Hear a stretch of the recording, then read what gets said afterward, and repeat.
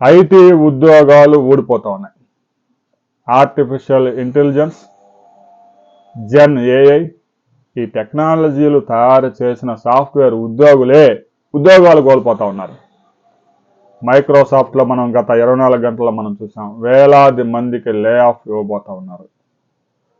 Google CEO Sundar Pichai కానీ, Microsoft chairman సత్య నాదెల్ల స్పష్టంగా చెప్పారు, రాబోయే 3 సంవత్సరాల్లో కోడింగ్ ఉద్యోగాలు అన్నీ పోయే ప్రమాదం గ్యారంటీగా ఉందని చెప్తున్నారు.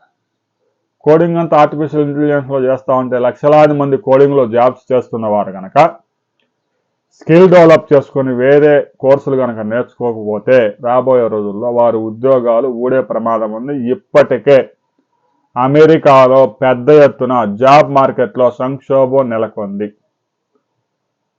MNC కంపెనీలు, పెద్ద పెద్ద సాఫ్ట్వేర్ కంపెనీలు, మైక్రోసాఫ్ట్, గూగుల్,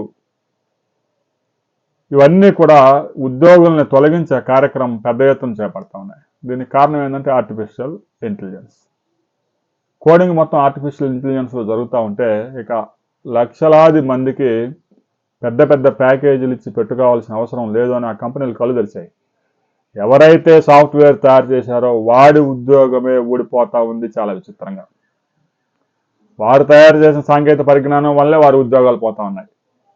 ఇలాంటి పరిస్థితి వస్తుందని ఆ యొక్క టెక్నాలజీ డెవలప్ చేసిన వ్యక్తి కూడా ఊహించి ఉండరు.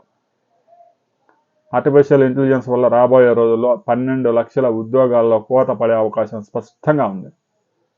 చాలా పనులు ఆర్టిఫిషియల్ ఇంటెలిజెన్స్తో చేస్తూ ఉన్నారు.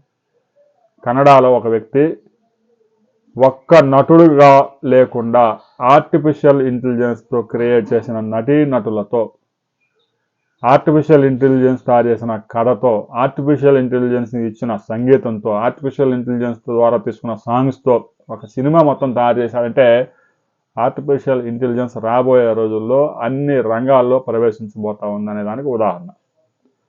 రాబోయే రోజుల్లో కూడా సాఫ్ట్వేర్ ఉద్యోగులు కనుక ఆర్టిఫిషియల్ ఇంటెలిజెన్స్ వల్ల పోయే ఉద్యోగాలు కాకుండా కొత్తగా కోర్సులు నేర్చుకోకపోతే, కోడింగ్ మీదే ఆధారపడి ఉంటే రాబోయే రోజుల్లో పెను ప్రమాదం పొంచి ఉంది ఆర్టిఫిషియల్ ఇంటెలిజెన్స్తో.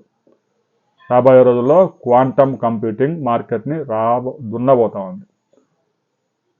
ఆ రంగంలో ప్రవేశించాలి, ట్రైనింగ్ తీసుకోవాలి, కొత్తగా కోర్సులు వస్తూ ఉన్నాయి, అవి నేర్చుకోండి.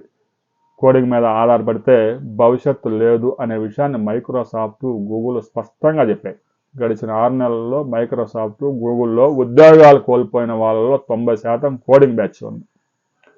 రాబోయే రోజుల్లో కోడింగ్ మొత్తం ఆర్టిఫిషియల్ ఇంటెలిజెన్స్ ద్వారా చేసుకుంటున్నారు కాబట్టి ఇక ఆ రంగంలో ఉద్యోగాలు క్రియేట్ అయ్యే అవకాశం లేదు. ఉన్న ఉద్యోగాలు కూడా ఓడిపోతా ఉన్నాయి.